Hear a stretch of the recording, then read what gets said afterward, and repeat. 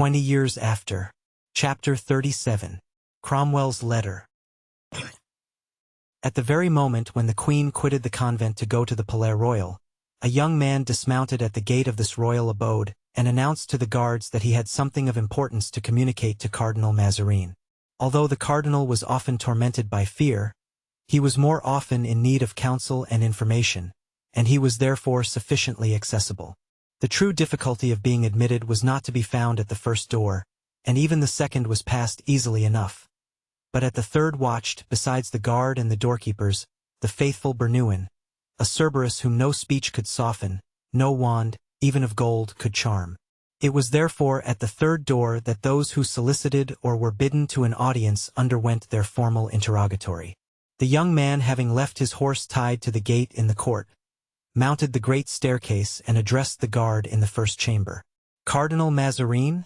said he. "Pass on," replied the guard. The cavalier entered the second hall, which was guarded by the musketeers and doorkeepers. "Have you a letter of audience?" asked a porter, advancing to the new arrival. "I have one, but not one from Cardinal Mazarin."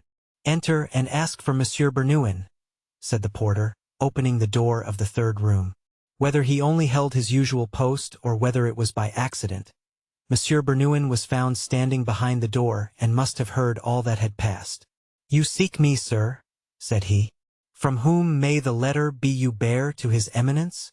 "From General Oliver Cromwell," said the newcomer. "Be so good as to mention this name to his eminence, and to bring me word whether he will receive me, yes or no." Saying which, he resumed the proud and somber bearing peculiar at that time to Puritans. Bernouin cast an inquisitorial glance at the person of the young man and entered the cabinet of the cardinal, to whom he transmitted the messenger's words. "A man bringing a letter from Oliver Cromwell?" said Mazarin. "And what kind of a man?" "A genuine Englishman, your eminence. Hair sandy red, more red than sandy.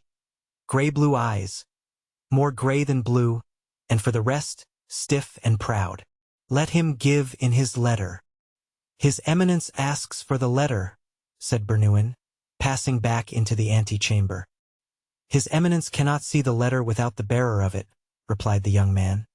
"But to convince you that I am really the bearer of a letter, see, here it is, and kindly add," continued he, "that I am not a simple messenger but an envoy extraordinary." Bernouin re-entered the cabinet, returning in a few seconds. "Enter, sir," said he. The young man appeared on the threshold of the minister's closet, in one hand holding his hat, in the other the letter. Mazarin rose. "Have you, sir," asked he, "a letter accrediting you to me?" "There it is, my lord," said the young man.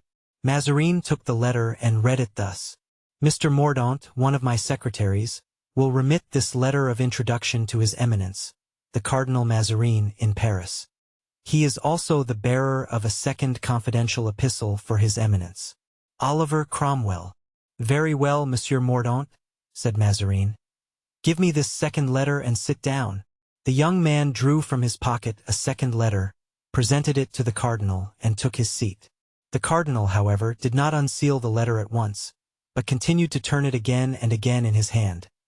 Then, in accordance with his usual custom and judging from experience that few people could hide anything from him when he began to question them, fixing his eyes upon them at the same time, he thus addressed the messenger. "You are very young, Monsieur Mordaunt, for this difficult task of ambassador, in which the oldest diplomatists often fail. My lord, I am 23 years of age, but your eminence is mistaken in saying that I am young. I am older than your eminence, although I possess not your wisdom. Years of suffering, in my opinion, count double, and I have suffered for 20 years. "Ah, yes, I understand," said Mazarin. "Want of fortune, perhaps. You are poor, are you not?" Then he added to himself, "These English revolutionists are all beggars and ill-bred. My lord, I ought to have a fortune of 6 millions, but it has been taken from me." "You are not, then, a man of the people?" said Mazarin, astonished. "If I bore my proper title, I should be a lord. If I bore my name, you would have heard one of the most illustrious names of England." "What is your name, then?" asked Mazarin. "My name is Mordaunt," replied the young man, bowing. Mazarin now understood that Cromwell's envoy desired to retain his incognito. He was silent for an instant, and during that time he scanned the young man even more attentively than he had done at first. The messenger was unmoved. "Devil take these Puritans," said Mazarin aside. "They are carved from granite." Then he added aloud, "But you have relations left you?" "I have one remaining. 3 times I presented myself to ask his support, and 3 times he ordered his servants to turn me away." "Oh, mon Dieu!" "My dear Mr. Mordaunt," said Mazarin, hoping by a display of affected pity to catch the young man in a snare, "how extremely your history interests me. You know not, then, anything of your birth. You have never seen your mother." "Yes, my lord. She came 3 times whilst I was a child to my nurse's house. I remember the last time she came as well as if it were today." "You have a good memory," said Mazarin. "Oh, yes, my lord," said the young man, with such peculiar emphasis that the cardinal felt a shudder run through every vein. "And who brought you up?" he asked again. "A French nurse who sent me away when I was 5 years old because no one paid her for me, telling me the name of a relation of whom she had heard my mother often speak." "What became of you?" "As I was weeping and begging on the high road, a minister from Kingston took me in, instructed me in the Calvinistic faith, taught me all he knew himself, and aided me in my researches after my family." "And these researches?" "Were fruitless. Chance did everything." "You discovered what had become of your mother?"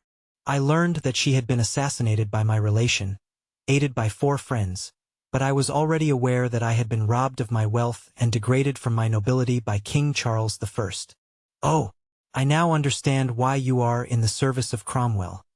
You hate the king." "Yes, my lord, I hate him," said the young man. Mazarin marked with surprise the diabolical expression with which the young man uttered these words. Just as, ordinarily, faces are colored by blood, his face seemed dyed by hatred and became livid. "Your history is a terrible one, Mr. Mordaunt, and touches me keenly, but happily for you, you serve an all-powerful master. He ought to aid you in your search. We have so many means of gaining information. My lord, to a well-bred dog it is only necessary to show one end of a track. He is certain to reach the other. But this relation you mentioned, do you wish me to speak to him?" said Mazarin, who was anxious to make a friend about Cromwell's person. "Thanks, my lord, I will speak to him myself. He will treat me better the next time I see him." "You have the means, then, of touching him?" "I have the means of making myself feared." Mazarin looked at the young man, but at the fire which shot from his glance he bent his head. Then, embarrassed how to continue such a conversation, he opened Cromwell's letter. The young man's eyes gradually resumed their dull and glassy appearance, and he fell into a profound reverie. After reading the first lines of the letter, Mazarin gave a side glance at him to see if he was watching the expression of his face as he read. Observing his indifference, he shrugged his shoulders, saying, "Send on your business those who do theirs at the same time. Let us see what this letter contains." We here present the letter verbatim. To His Eminence, Monseigneur le Cardinal Mazarini. I have wished, Monseigneur, to learn your intentions relating to the existing state of affairs in England. The 2 kingdoms are so near that France must be interested in our situation, as we are interested in that of France. The English are almost of one mind in contending against the tyranny of Charles and his adherents. Placed by popular confidence at the head of that movement, I can appreciate better than any other its significance and its probable results. I am at present in the midst of war, and am about to deliver a decisive battle against King Charles. I shall gain it, for the hope of the nation and the Spirit of the Lord are with me. This battle won by me, the king will have no further resources in England or in Scotland, and if he is not captured or killed, he will endeavor to pass over into France to recruit soldiers and to refurnish himself with arms and money. France has already received Queen Henrietta, and, unintentionally, doubtless, has maintained a center of inextinguishable civil war in my country. But Madame Henrietta is a daughter of France and was entitled to the hospitality of France. As to King Charles, the question must be viewed differently. In receiving and aiding him, France will censure the acts of the English nation, and thus so essentially harm England, and especially the well-being of the government, that such a proceeding will be equivalent to pronounced hostilities. At this moment Mazarin became very uneasy at the turn which the letter was taking and paused to glance under his eyes at the young man. The latter continued in thought. Mazarin resumed his reading. It is important, therefore, Monseigneur, that I should be informed as to the intentions of France. The interests of that kingdom and those of England, though taking now diverse directions, are very nearly the same. England needs tranquility at home in order to consummate the expulsion of her king. France needs tranquility to establish on solid foundations the throne of her young monarch. You need, as much as we do, that interior condition of repose which, thanks to the energy of our government, we are about to attain. Your quarrels with the Parliament, your noisy dissensions with the princes, who fight for you today and tomorrow will fight against you, the popular following directed by the coadjutor, President Blancmesnil and Councillor Broussel. All that disorder, in short, which pervades the several departments of the state, must lead you to view with uneasiness the possibility of a foreign war. For in that event England, exalted by the enthusiasm of new ideas, will ally herself with Spain, already seeking that alliance. I have therefore believed, Monseigneur, knowing your prudence and your personal relation to the events of the present time, that you will choose to hold your forces concentrated in the interior of the French kingdom and leave to her own the new government of England.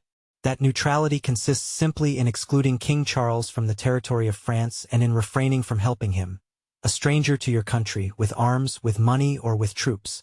My letter is private and confidential, and for that reason I send it to you by a man who shares my most intimate counsels. It anticipates, through a sentiment which your eminence will appreciate, measures to be taken after the events. Oliver Cromwell considered it more expedient to declare himself to a mind as intelligent as Mazarin's than to a queen admirable for firmness, without doubt, but too much guided by vain prejudices of birth and of divine right. Farewell, Monseigneur. Should I not receive a reply in the space of 15 days, I shall presume my letter will have miscarried. Oliver Cromwell. Mr. Mordaunt, said the cardinal, raising his voice, as if to arouse the dreamer, my reply to this letter will be more satisfactory to General Cromwell if I am convinced that all are ignorant of my having given one. Go, therefore, and await it at Boulogne-sur-Mer, and promise me to set out tomorrow morning. I promise, my lord, replied Mordaunt. But how many days does your eminence expect me to await your reply? If you do not receive it in 10 days you can leave. Mordaunt bowed. That is not all, sir, continued Mazarin. Your private adventures have touched me to the quick. Besides, the letter from Mr. Cromwell makes you an important person as ambassador. Come, tell me, what can I do for you? Mordaunt reflected a moment and, after some hesitation, was about to speak, when Bernouin entered hastily and bending down to the ear of the cardinal, whispered, My lord, the Queen Henrietta Maria, accompanied by an English noble, is entering the Palais Royal at this moment. Mazarin made a bound from his chair, which did not escape the attention of the young man and suppressed the confidence he was about to make. Sir, said the cardinal, you have heard me? I fix on Boulogne because I presume that every town in France is indifferent to you. If you prefer another, name it. But you can easily conceive that, surrounded as I am by influences I can only muzzle by discretion, I desire your presence in Paris to be unknown. I go, sir, said Mordaunt, advancing a few steps to the door by which he had entered. No, not that way, I beg, sir, quickly exclaimed the cardinal. Be so good as to pass by yonder gallery, by which you can regain the hall. I do not wish you to be seen leaving. Our interview must be kept secret. Mordaunt followed Bernouin, who led him through the adjacent chamber and left him with a doorkeeper, showing him the way out.